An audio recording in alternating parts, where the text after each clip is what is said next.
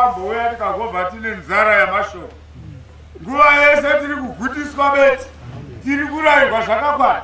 Zvino chinodiwa kubata kuzvisedzesa zvinhu zvatiri kuita. Mashoko atiri kudzidziswa kurayirwa ikoko.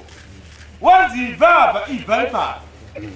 Ibva pane chizvi regera wechocho. Abureka. Amen. Ya utendeu.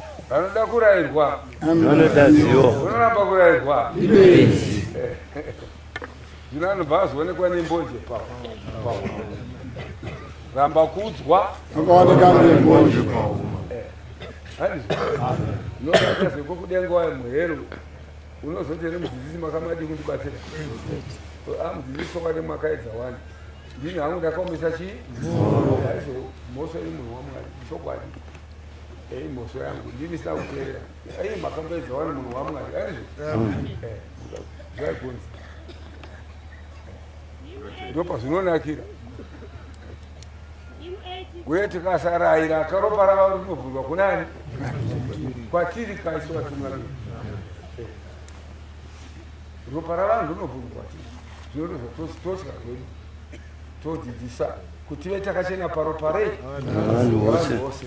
Haleluya. Amen. Vanoteerera voponeswa, vasingateerere votongwa. Ropa ravo rubvunzwa kwavari, harichabvunzwa kumutungamiri.